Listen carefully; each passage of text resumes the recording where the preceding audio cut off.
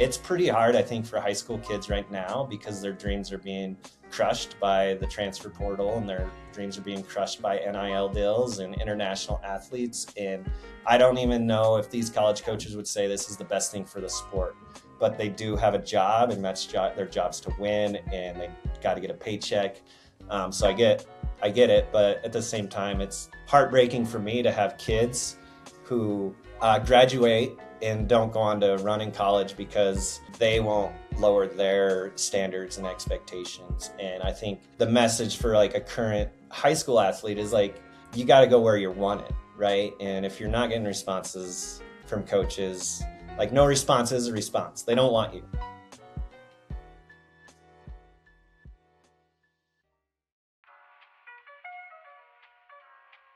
Ladies and gentlemen, that was Coach Kelly Christensen, head coach of Niwot High School, based out of Boulder, Colorado. I've had him on the podcast once after his boys team won NXN last year, and I had to get him back on the podcast again after his boys team again won NXN, this time in a meet record of just 61 points. Remarkable result, remarkable program that continues to push the boundaries of success and dominance in high school cross country. Today, we break down a lot of the insights of what it takes to go back to back, getting your program to a place where they can even achieve something like making NXN, much less winning it twice. We talk about Coach Kelly's perspective on some of the changes in the NCAA, from NIL to international transfers to roster limits. We also talk about the future of the sport, how it affects the high school athlete. We talk about what it took to win back-to-back meets and the pressure and expectation. We talk about the attributes that the sport gives the next generation and so many other things. I always love my conversations with Coach Kelly. He's a great man, great coach, and affects the lives of so many. So Coach Kelly, if you're listening to this, always appreciate you, man. Keep crushing it. And if you're listening here, share the podcast with a friend. That's the easiest way in which we can grow. Give us a 5-star review. Takes next to no time. And make sure you're following the podcast so you never miss another conversation. I hope you all are having an amazing holiday season. I hope the podcast can accompany you on some good runs. I hope you're having some good time with loved ones, family, whoever it might be, and enjoy this conversation with a man who is redefining success in the sport of running, Mr. Coach Kelly Christensen. Ladies and gentlemen, the champion is back on the podcast. Last year, he came on the podcast after his boys team won the Nike Cross Nationals team race. This year, they won it again, back to back, as they say. They said it was luck till they did it again. No one said that, but that's a song lyric that I like to say when people go back to back. This time with a meet record, 61 points, and I'm here sporting my best Niwot green to celebrate with the man across from me who made it happen, Coach Kelly. Coach, how you doing this morning? Doing great. I can't say that I'm the champion, though. Niwot's the champion, so I just get to be the man, the face, but those kids ran the race, and they're the ones that get the glory. So. What's the difference in celebration last year when you do it for the first time versus second year? Man, I think it's harder for the boys. Like, our girls got second, and there was more joy and more celebration from our girls. I don't know if it was just like a relief, like to not have lost, rather than like a celebration of the feat that they had, which is very, very hard. Like, there were still hugs and tears and joy. But it was very, I don't know if they were just being respectful and trying to be humble. But yeah, I feel like it took them a while. Like, I think immediately, we were relieved, we were happy, we were crying. And I think whenever they got in front of everyone, they just didn't really know what to do. So I would say if we ever get in a chance to get on top of that podium again, I'm gonna ask the boys to practice their celebration dance, kind of like all the pro NFL players do. You get that turnover, you got to run to the end zone, you got to do your little pose in front of the camera. So maybe that's my fault, like not reminding them to dance and celebrate, but the girls did. So they did it for them. It's funny you bring up the point that the girls who placed second were almost more happy than the guys who won, because I had a conversation yesterday, and this is a shameless plug, about a little over half a year ago. I hired a good friend, mentor, first ever podcast guest, Alex Osberg. He's the assistant coach with whatever they call the Bowerman Track Club now. And he started writing this newsletter for me. It's linked in all the show notes of every episode. But he recently wrote a piece, and we were talking about it yesterday, breaking it down. And it's titled "When Winning Stops Feeling Good: How Anticipation, Dopamine, and Expectations Shape the Emotional Arc of Performance." And he takes me through this story where I'm probably going to get some of the places wrong, but his junior year, he was going into the regional meet as kind of like a outside shot to make the meet. And to this day, or at least looking back, that's one of the most like euphoric days of his life when he made the meet. I think he placed third in his region, and then he went on to place 10th. And then his senior year, he came back into the region. Everyone expected him to win.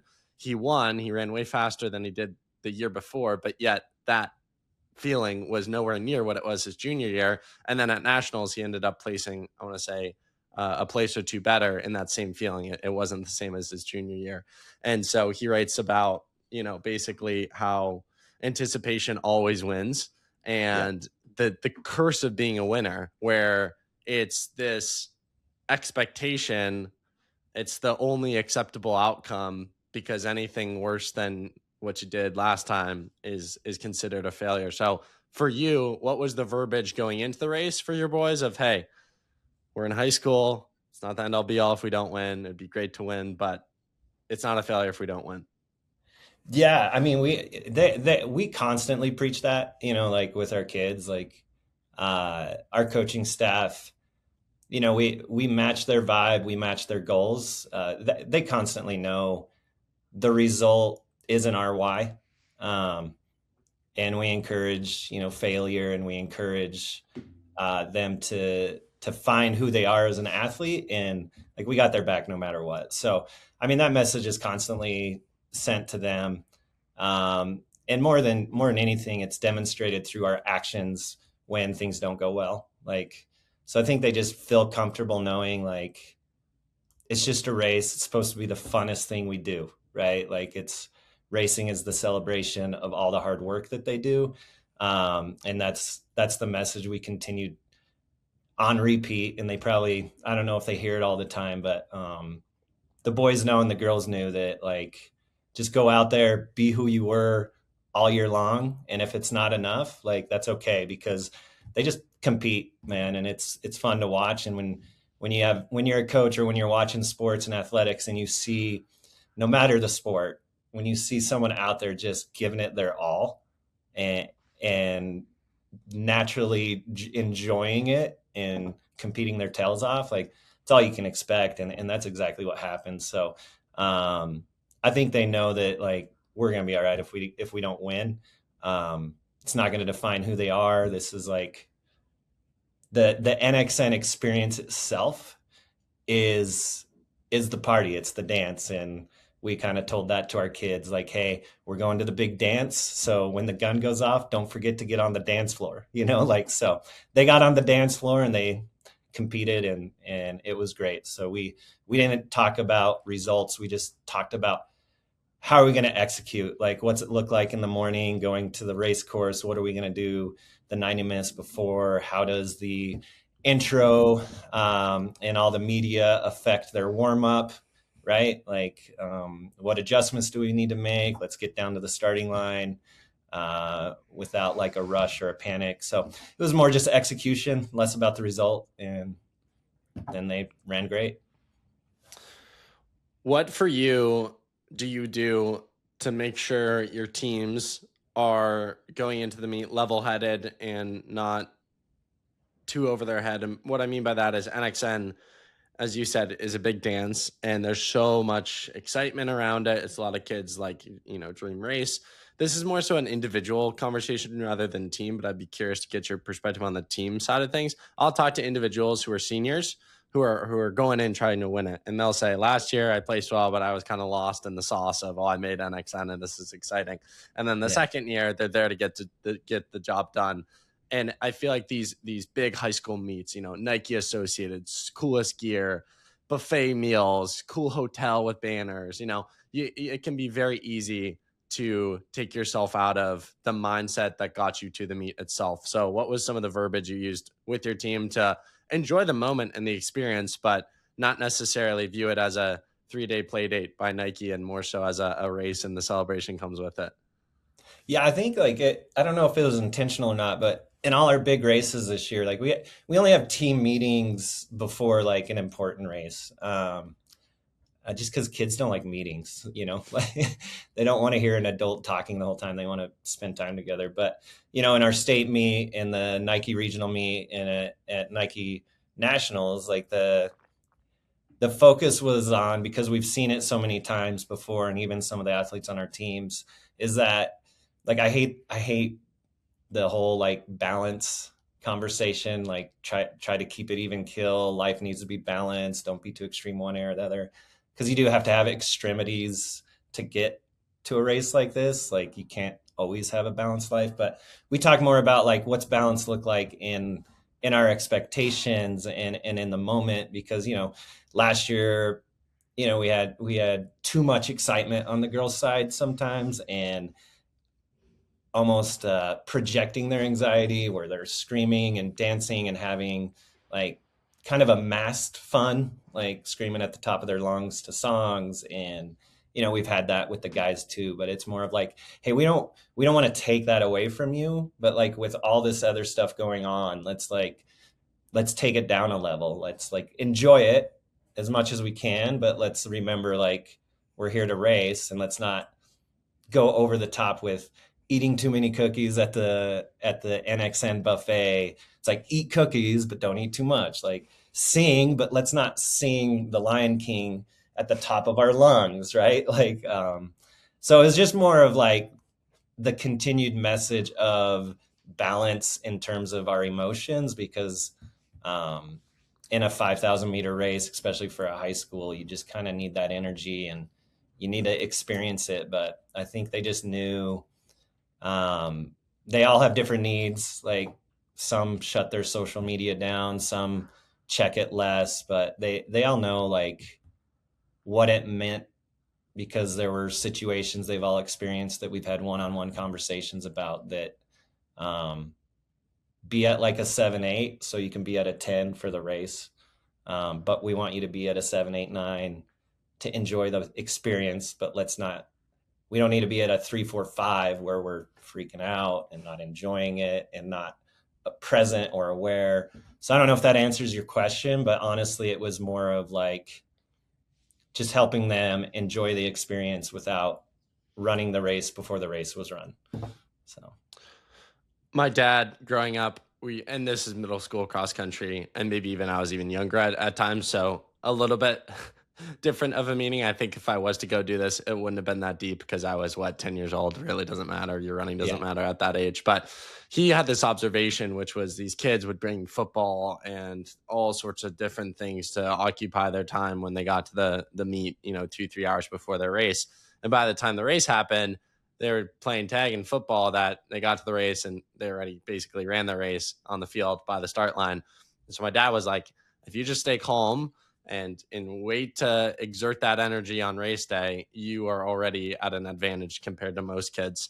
For an aspiring athlete listening, or a coach leading a team of people, how much do you see when you're at NXN, the pretenders versus the contenders, where, again, not naming any names or shots, but okay, I can tell the teams that are here to win and the teams that are here because they just made it, and this race is just kind of the final cherry on top. They know they're not going to be contenders, so there may be, analogy, throwing around the football a little too much before the race.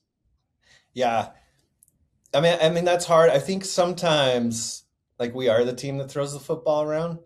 Um, but it's different, right? It's like our kids know how to turn a switch where most of the season they're like sprinting around throwing the football, and then all of a sudden it's big race time, and they know like, oh, we can only do walk routes and like be calm throwing it, not like going all out. Because they do that, but it is funny like seeing them transition from, I'm going to run an all out route and defend this and jump as high as possible, to they're doing like speed walking routes and like trying to like cut on each other and do spin moves speed walking. And so we do that stuff, but also like they dial it in. I think like you can tell the teams and athletes, and we've been in this situation and we'll be back in this situation hopefully, because it's just always a cycle. And that's why it's nice when you can go to a meet like NXN multiple years in a row so that it's fresh in your memory. But you can see the teams that are there to win. You can see it in how serious maybe they look.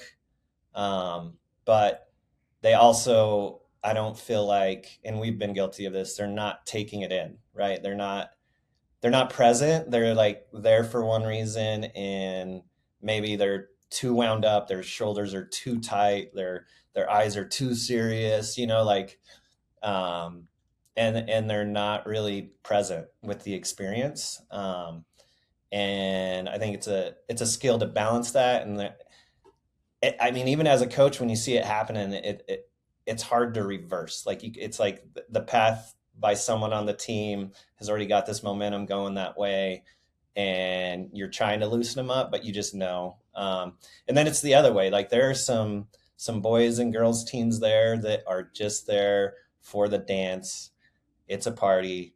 It's the first time they've been there, and that's the way it should be, right? Like it is the funnest weekend in high school sports, right? Out of everything we do and everything our kids have experienced, it's the one weekend they want to be at because it's so much fun.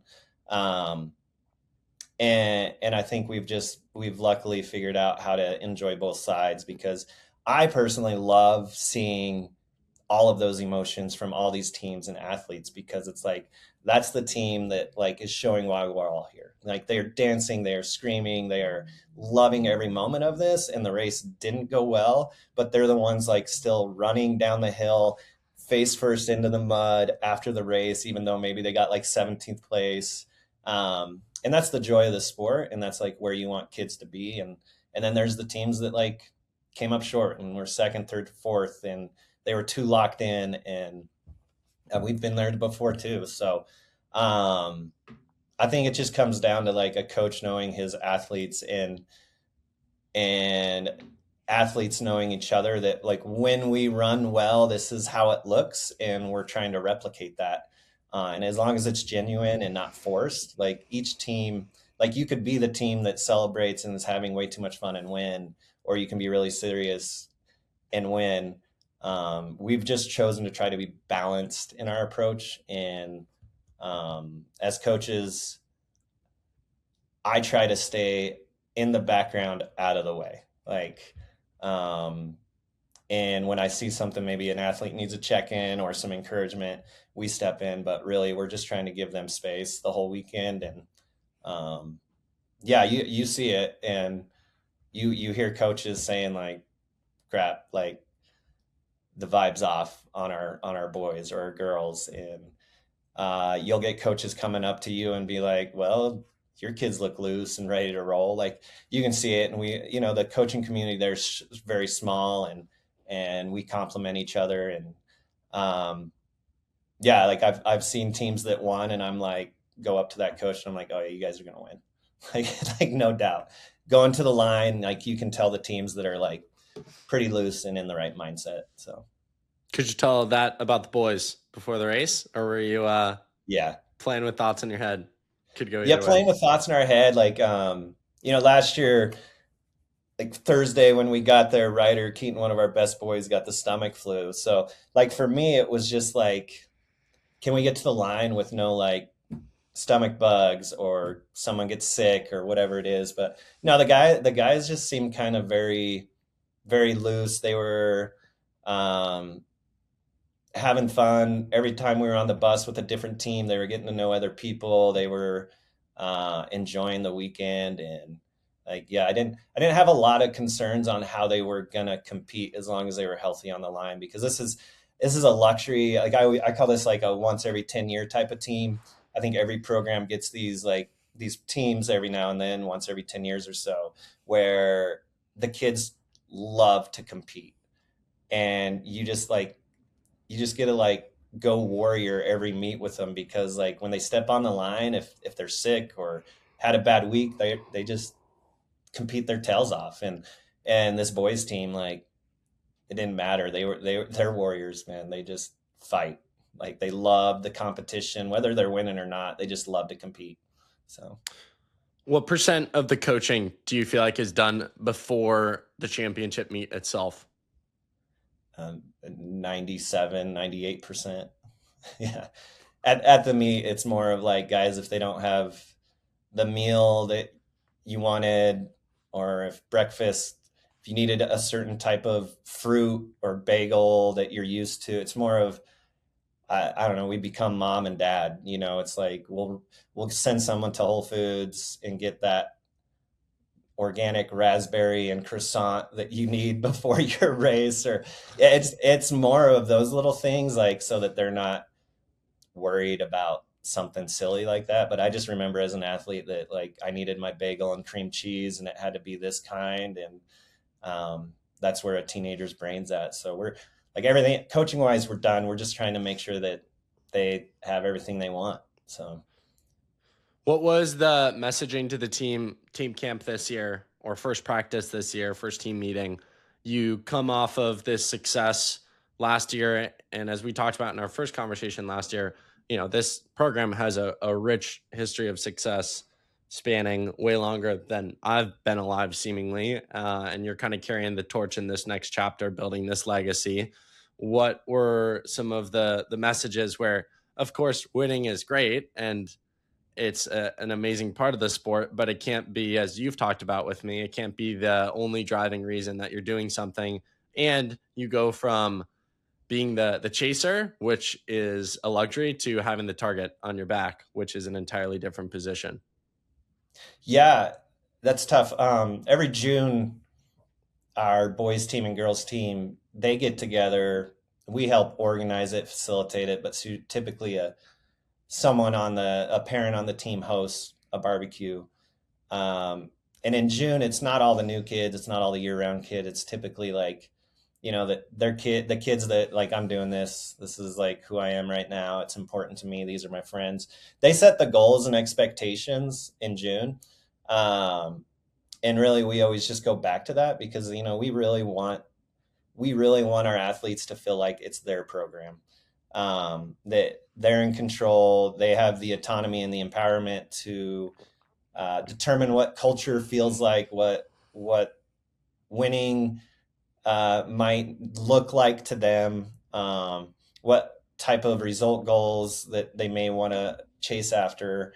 So that's really, it's easier for coaches to support a like an athlete goal-driven program, especially when they align with kind of like the coaching staff's competitive drive as well. So in the summer they set that, but then in August, it's like, that's when you come all together. And, we had 139 athletes on our team this year, and 57 of them were freshmen, and only like 12 freshmen were there all summer. So like, you have 43 new athletes to the high school in the program that, like, okay, now how do we communicate that message to them so that, one, like, they don't have to be in it to win it, that they're valued. But also we're on this mission and we want you to be a part of it. And, the book, The Energy Bus, is always something I've always enjoyed reading.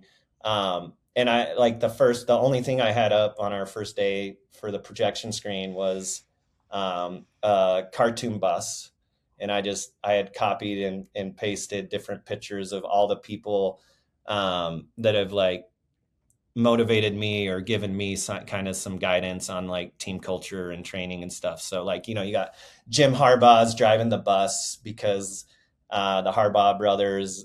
It's tough as an Ohio State fan to hear, but I'll give it to you. I'm not, like, let's just say, do you know what they always ask their athletes? I don't know if you're in tune with the Harbaughs and their speeches, but no, but maybe. Yeah. I mean, he always, like, one thing they say daily is, like, who could possibly have it better than us? And, like, the whole team says nobody. Like, and we go over that a lot. Like, so Jim Harbaugh is driving the bus because nobody has it better than us. Like, and when we say that, like, at Niwot, like, we feel that way. We're in Boulder. We have the train. We have everything going for us. Professional athletes train at our track. College athletes come to our track. College teams come to Boulder and train from Niwot High School. The community is all in. So like we want people to know, like, we're grateful, right? Like, we have this happenstance situation that we get to be at Niwot, and nobody has it better than us.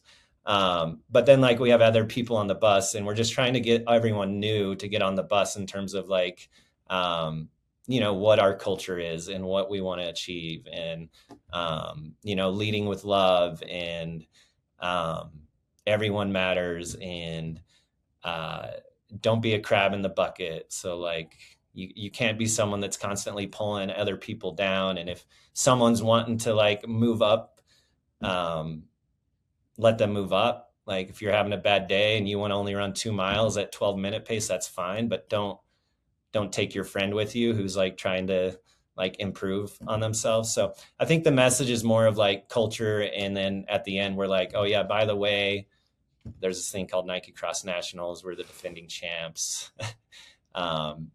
We need everybody on the bus to do these things, because we can't get there. And there's probably 15 boys and girls in here that are all in, that want to get there.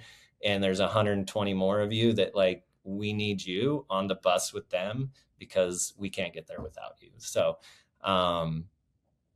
yeah, I mean, it's more of, like, these are our goals. Like, if we, and again, it's constantly like, we're going to be okay as coaching staff if we don't achieve these. These are your goals. So we're going to come back to them continuously when we're kind of straying off path, and remind you, like, hey, remember this goal you guys set. Like, let's check in on it. So I kind of ranted there. I don't even know if I answered. No. That's all really good stuff. I think in a lot of high schools across the U.S., it's football and basketball are really the focuses. Running never gets its own flowers. Does Niwot, like, if I was a student there, are you cool if you run, or is it still very like football focused and no one really cares that you won nationals? I think it's more cool than most places. Running's unique, like, some people, especially teenagers, they don't really understand it. So even though we're like 15% of our student bodies on the team, I think it's more of the student body at Niwot respects what we're doing. But it's definitely not cool to run. Okay. They know it's hard. They know the standard and expectations of the program. And non-runners, especially teenagers, like, running a mile or 2 miles is, like, horrifying. So they have no idea what we're doing, but they respect it. So. Who did you guys have? Was it Christian McCaffrey who played for Niwot? No, football wise. So Christian McCaffrey went to Valor Christian High School. That's what it on was. The road. Yeah. But big McCaffrey fan. Go Niners. Who'd you guys have? I feel like you guys have had some like studs in terms of on football team. Maybe I'm just thinking Christian. Yeah, no, I think that's rough. It's been rough. We're trying to get there as a football program. Might have to transfer sports, bring him 13 state championships. Yeah, no, I would say, like, our most famous athletes, Elise Cranny. Wow. So Elise Cranny goes without saying. If you're listening to this podcast and you don't know who she is, then she's been on about 10 times. So I think everyone is somewhat familiar. Yeah. Should be. We run by her house, like, all the time. So yeah, I think Elise is our most famous athlete for sure. You guys need to make it your slogan, like, make running cool again at Niwot High School. The cool program. You guys are winning all this stuff. Speaking it's cool to come to Niwot and run, like, kids from other high schools and colleges and so in that terms, like, in the running world, yeah, Niwot is cool. I just never understand. Yes, we're skinny, scrawny kids who put one foot in front of the other in short clothing, but I never understand why in our sport, like, if you win a state championship, but the other sports are trash. And I'm speaking very specifically from my experience growing up in Ohio. Like, the kids still wouldn't care. It's like, oh, you're a runner, and it's like, no, but we won the state championship. Like, that's cool. Yeah. So, but I will say this, and I'm sure you could say this from a coaching perspective. You probably never had a soccer kid come over to running who fell in love with running, who then didn't think it was cool. Yeah, I mean, we have some soccer kids right now that I mean, hopefully my soccer coach isn't listening to this, but like they're all in. They love soccer, and they did track last spring as like I need to stay in shape. And honestly, it's more of the personality of the runner that they find themselves gravitating to. So those soccer players are like, well, these kids are like doing good in school is cool. Like showing up and working your tail off is cool. Like trying to accomplish things and try hard is cool. So like there's some kids that we sometimes get because, the way we operate our program that like, oh, Hunter Robbie just signed with Duke. I want to go to a school like Duke, or at least have the chance to be a part of that.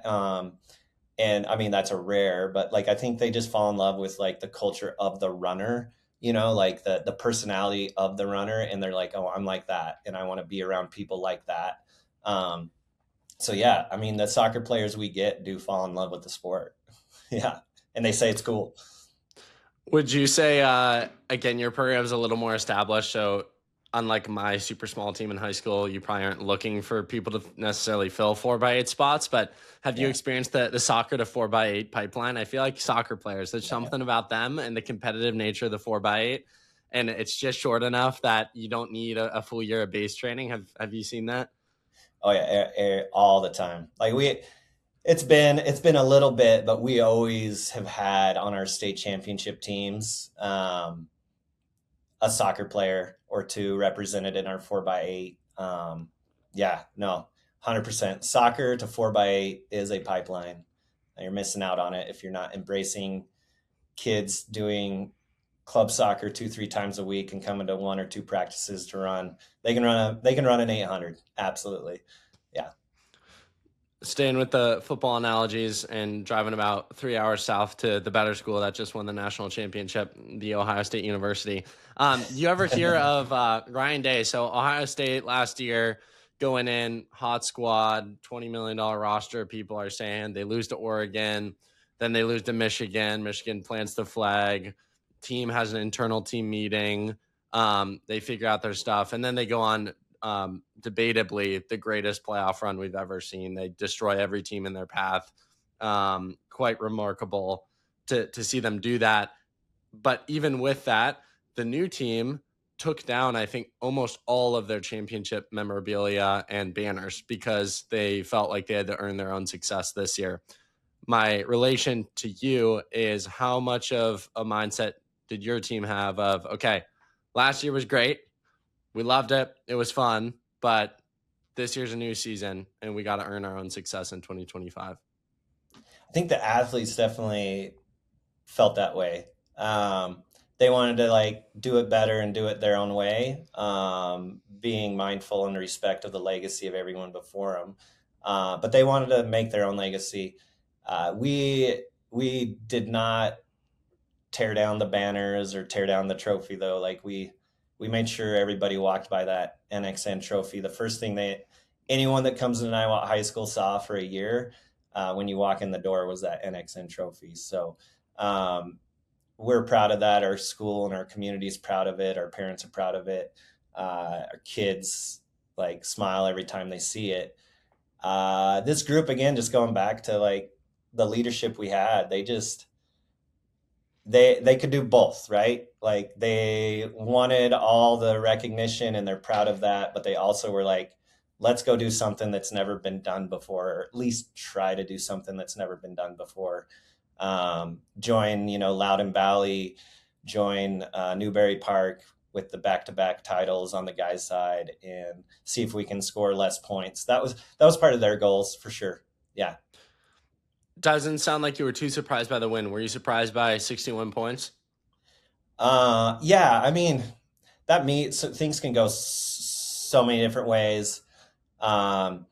Knowing Mark and Joan Hunter with Loudoun Valley and their teams that they had, and they didn't score that low. Knowing, the Newberry Park team and the culture and Coach Brosnan and what like the Youngs and Solomons and everyone that ran there.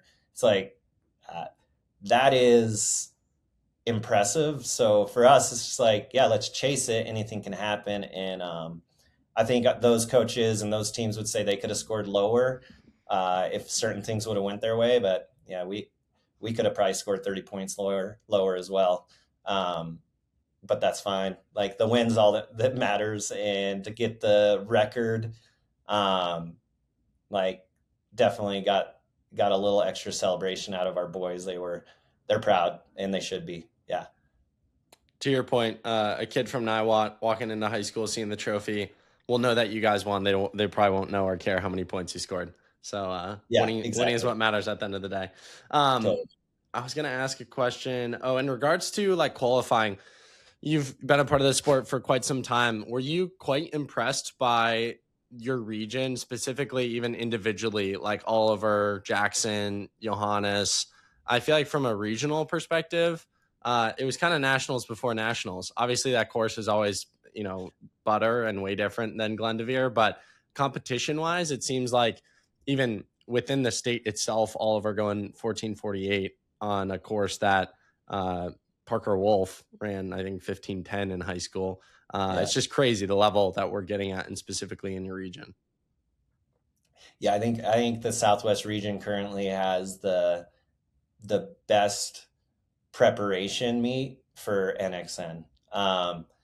The amount of competition at our regional, I mean, there's a lot of teams and individuals that if they were in another region would be at NXN. And in ways it's more competitive than NXN. So if you can survive the Nike Cross Regional, you can perform better at NXN than at the regional, because a lot of those individuals at NXN don't count in the team score. So it's easier to score less at NXN than it is at NXR.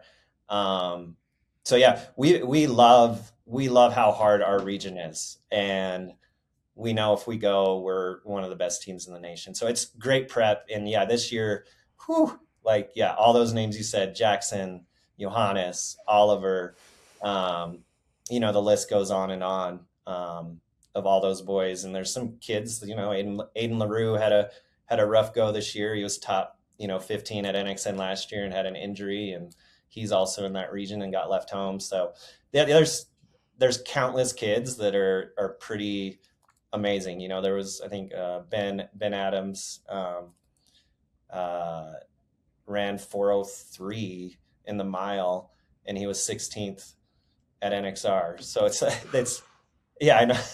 It's like one of the best runners in the country was going to be sitting at home. So yeah. Even last year, what's his name? He's from Tennessee, Jack Bowen, I think. He's been on the podcast before, so I should know. I know he runs for UNC now. I think he plays like 50th at NXR Midwest, and then he went on to qualify for Foot Locker and was one of the guys like leading the race. So it's just, you got to, in high school, it's crazy. You got to get it done at debatably bigger and bigger stages than you do at any other level. We don't have, if you're doing the NXN Foot Locker, now NXN Brooks Cross Country Championship kind of roulette, you got to go through more qualifying stuff than nearly any other stage. And it's at a level where you probably think things matter way more than they actually do. And that's where I think that the traits and attributes you gain from the sport are hard to beat. And that's how you learn how to deal with pressure, with stress, with expectation, with goal setting, because you have to confront it on a week-to-week level. Yeah, and it is brutal. Rocco, one of our boys, did the gauntlet, NXR and then Midwest Brooks, NXN, San Diego, and it was probably the best thing for him long term because of the roller coaster of, for various reasons, not having a good race in Arizona, getting 10th and getting in to Brooks championships, and then going to NXN and not performing to what he's capable of, and then coming back the next week and taking 9th in San Diego when he was like not even 150th at NXN. You couldn't like it. I feel as a coach, that's hard for an athlete to experience, but life skill wise, like he is ready for anything now. Like he knows like week to week, things can change. this is what I need to do. This is how I need to prepare. So yeah, like it's like you said, could not prepare you better for life if you succeed in that four weekend situation. Yeah. Speaking of some of that, how do you've been in the sport for quite some time. How have you navigated some of the differences, some of the challenges? One, from a recruiting standpoint, with all the changes that have come to the NCAA. So maybe being recruited younger and with more expectation because there are more international recruits. So U.S. standards are a little more difficult and harder to achieve. And then we have, NILs, both explicit deals from companies, but also, I don't know if you saw Diadora announced this week that they're going to give a $40,000 NIL deal to a high schooler breaks 4 minutes or 4:35 in the mile in their spike. And then you have, national championships seemingly changing every year in San Diego with new sponsors and new formats and golden tickets. And like, it's a lot for a high schooler to digest. I imagine it's a lot for a coach who's been in the sport to understand. What's your kind of perspective on everything? Yeah, it's crazy right now. And I think if you're, you graduated last year, graduating this year, graduating next year, it's probably the hardest time to exist as a high school athlete trying to go on to the next level because it's really confusing. Most of these programs, these coaches are trying to keep their job, and they have to play by the rule book, which allows them to do things they haven't been able to do before. And who's left out? Like the developmental American high school runner, right? Like there's so many athletes that I know of, not just like at Niwot, but other schools and other coaches I talk to, other parents from other schools I talk to.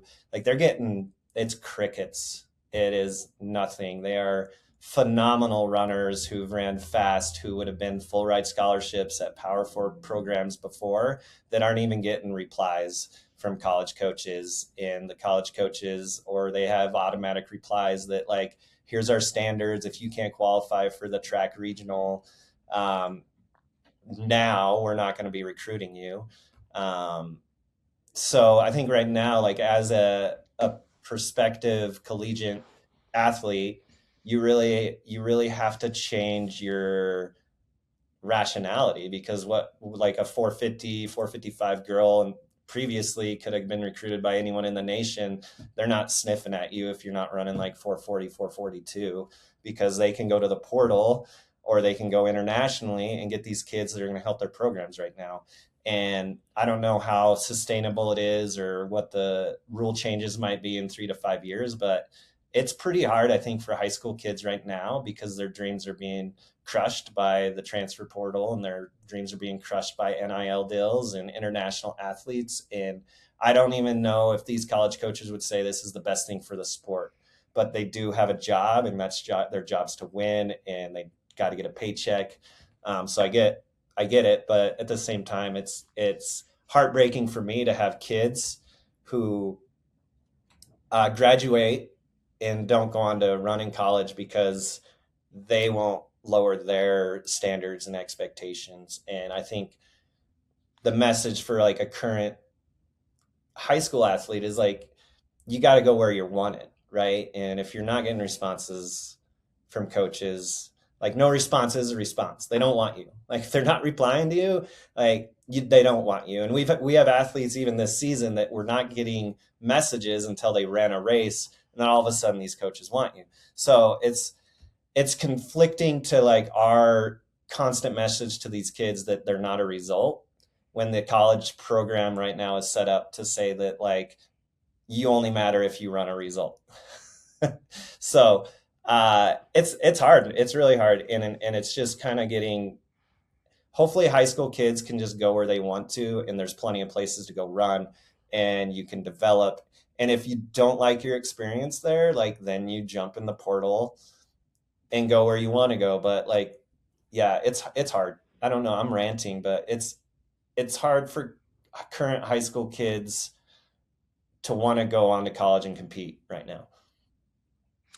I could rant about this all day, so you're in fine company. I mean, it's just it's what I say is people are only as good as their incentives. College coaches are incentivized to win from their athletic directors, almost at all costs, which I think is just not good for the sport or for society. Yeah. And they care about themselves and their incentives, which is putting food on the table for their families and being validated and accepted and considered successful. And heck, if you can find a 58-minute half marathoner from Kenya, you're never going to look at a 4-minute miler from the US. It's not going to add up. So I am very bold on my podcast because it's my podcast. No one pays me to say anything, which is lovely freedom. And NCAA is an American system. I think international athletes, we should always include, always welcome. But I think when it starts to take away from what the NCAA is meant to be, which is, in my opinion, it's schools and academics, and then we happen to have these quote unquote clubs that are sports that we do off of them. We've become athlete students and not student athletes. And it's coming at the expense of American kids, which is the NCAA is an American institution. So I don't know what lawmaker needs to get involved, but I fear, Josh Kerr said this to me in an interview, and I'm curious how you think about this as a coach. Like, Josh Kerr wouldn't have a spot on any D1 team, maybe even D2 team. And to get to a D1 team, he would have had to train so hard that he wouldn't have anything left in college or professional.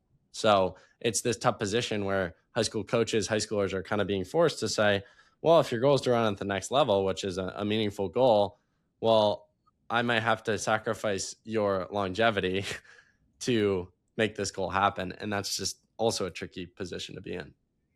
Yeah, there's a price you pay, right? Like, and teenagers shouldn't have to be paying that price, because it could look one way now, but in 5 years, to Josh's point, is would Josh still be running if he had to pay the price in high school to get where he wanted to be in college? And shout out to Coach Franklin at New Mexico, who's now at Louisville, for bringing Josh and coaching Josh when he was at New Mexico. But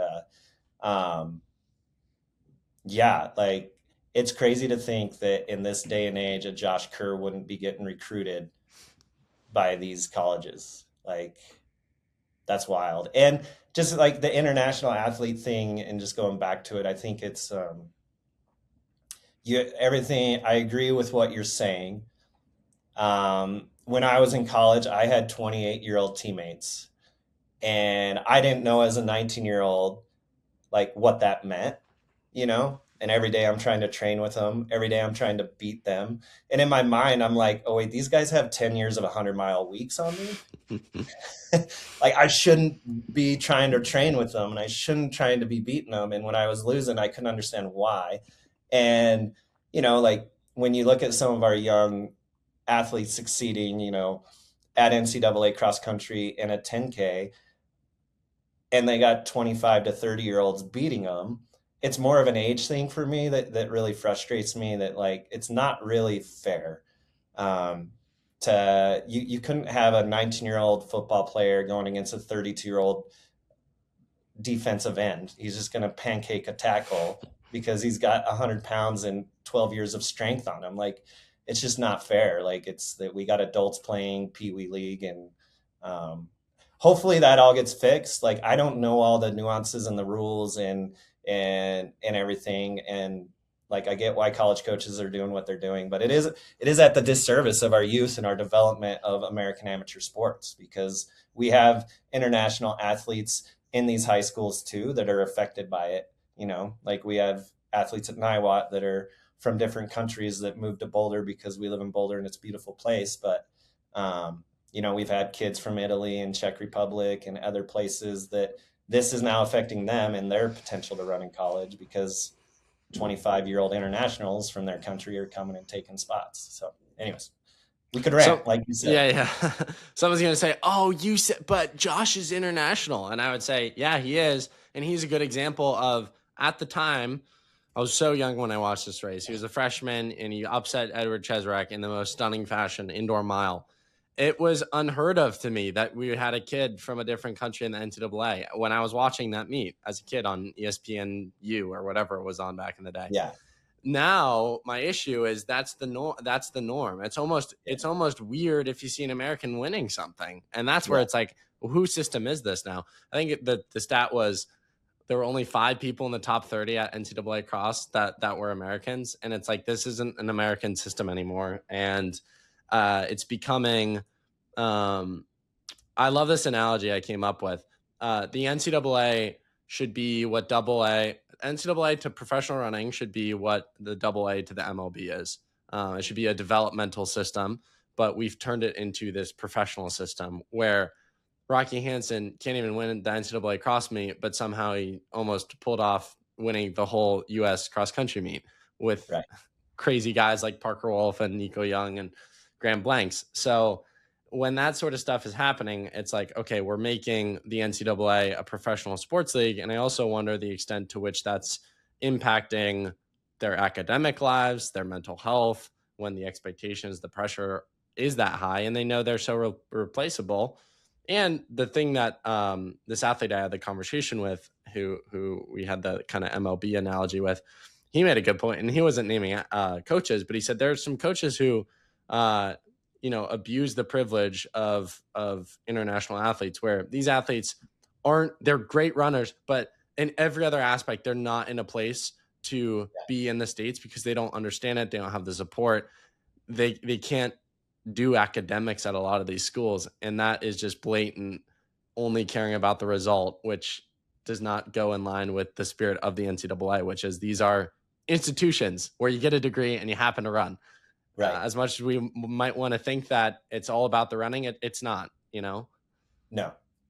Yeah, man, we're in a weird time. It's like the Wild West, and I'm hopeful in 2 to 5 years, if we are having a conversation, some boundaries and rules have changed. So me too, man. Me too. Speaking of that, and I'm sure you'll say no after all the craziness we just talked about.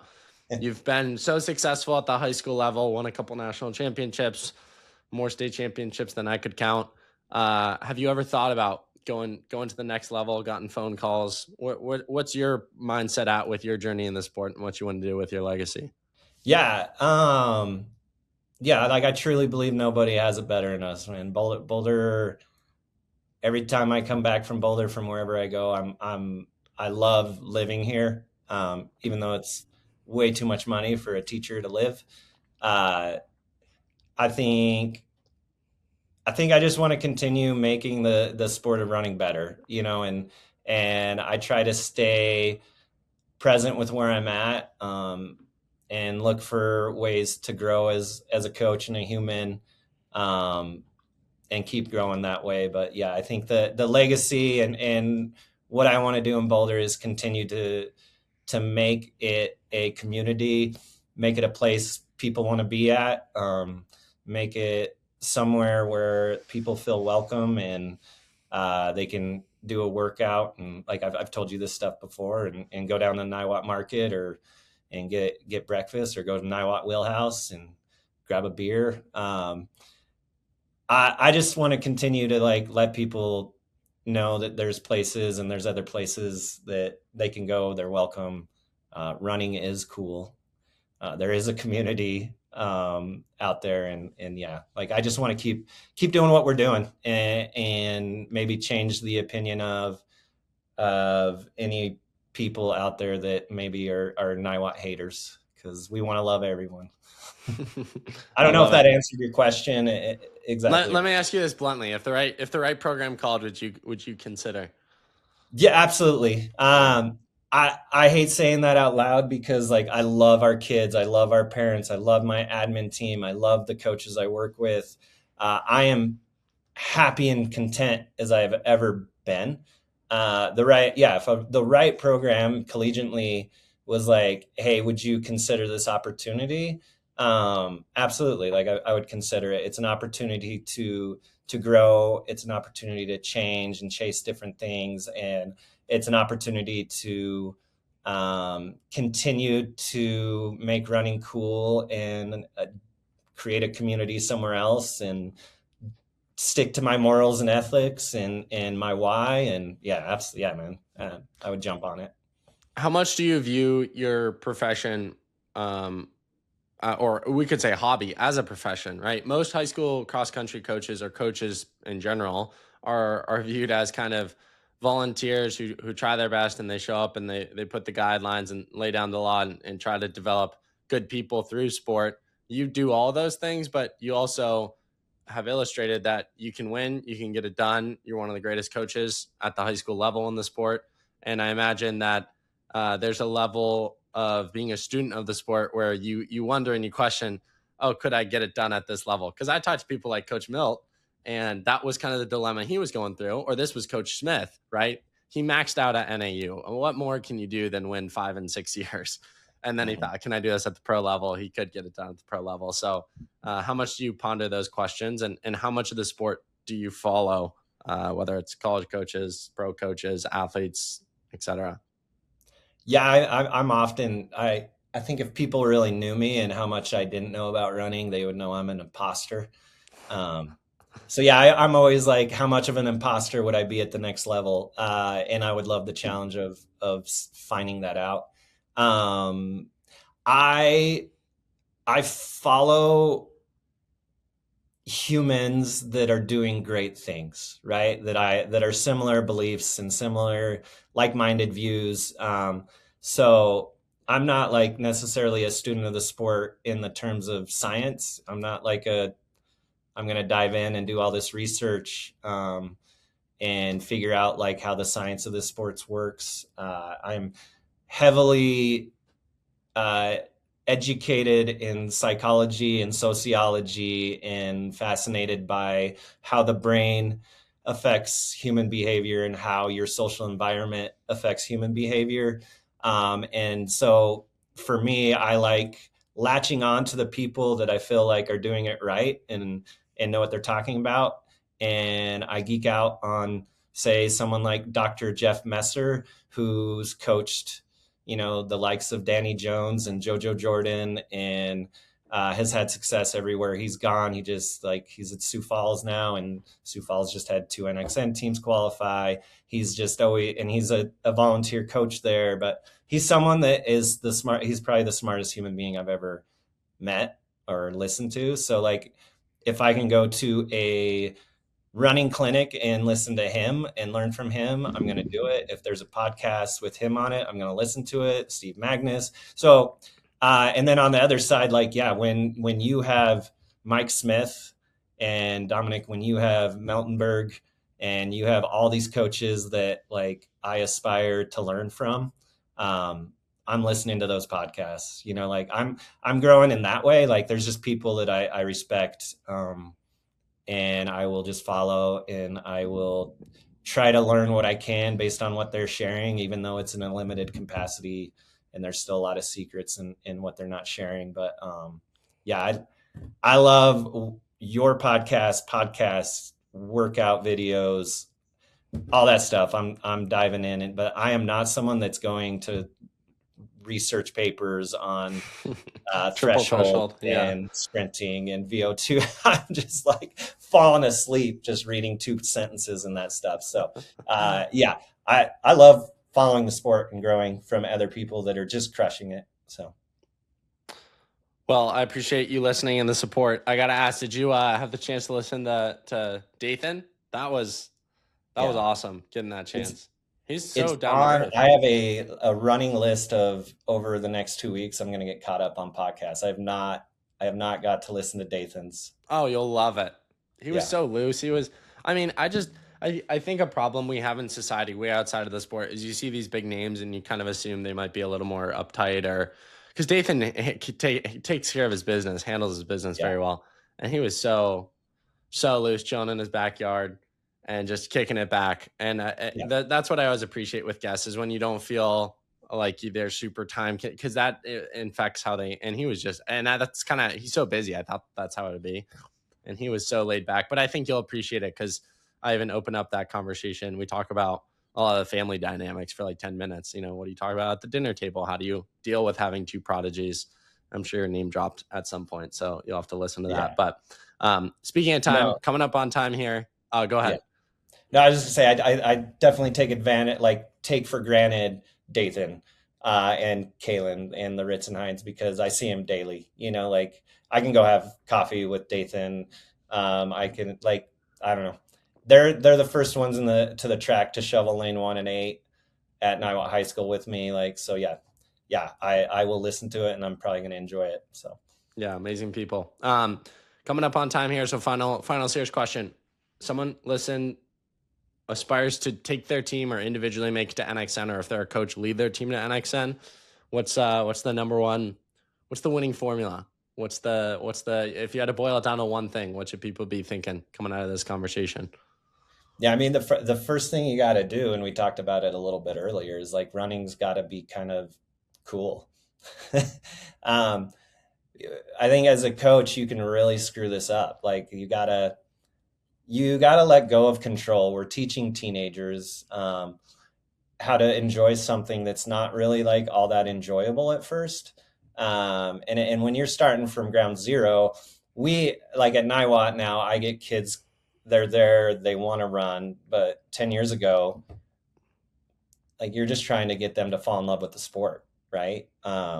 And when you're projecting like your beliefs and your values constantly on them and not meeting them halfway and not letting them really like feel like they're empowered to be the face of the program. Like for me, it really turned around when the athletes were making the goals, and when I stopped being so strict on expectations that they have to be there all the time. It's more of like, you got to just be very patient, and you got to create an open and welcoming environment. You got to like go off script, and when they're having fun, just like let them have fun. Our warm up takes an hour every day, and it drives me crazy because it's like a 10-minute routine, but the kids are being social.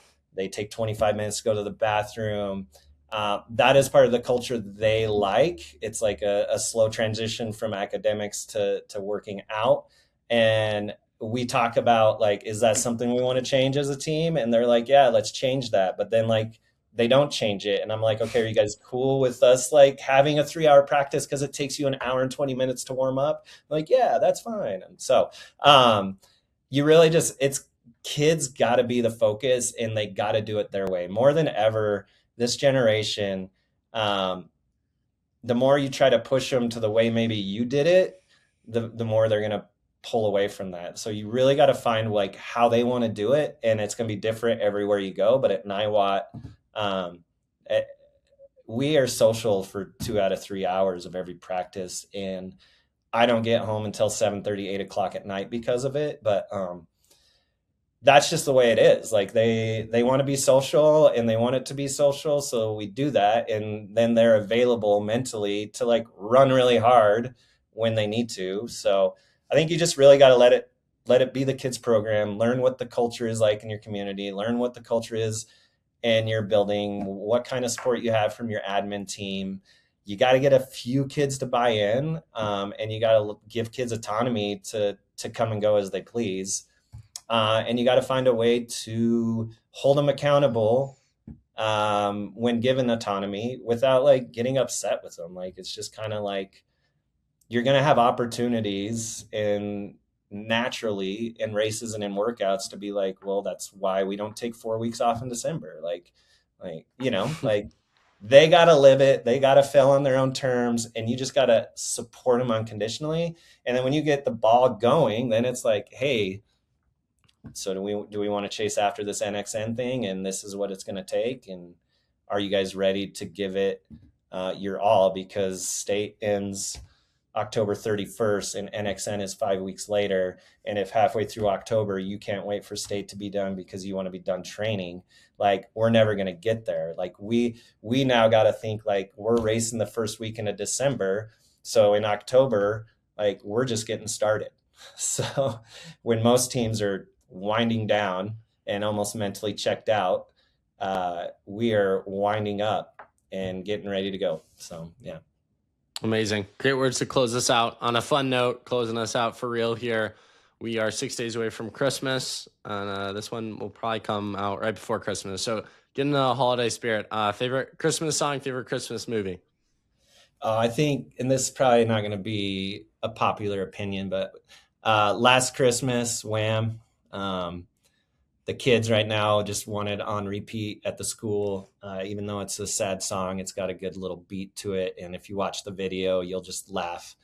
Nostalgia all the way. And then for me, Christmas Vacation is like Uncle Eddie, and everything about that movie just makes me laugh every time. So, classic. Well, Coach Kelly, thanks for being so generous with your time, your wisdom, your insights. Always appreciate it. Never take it for granted. Congrats on winning back-to-back titles. Enjoy the rest, enjoy the break, and we'll run it back again soon. Appreciate you. Fan of yours, fan of the program, and excited to see all the things you guys continue to accomplish.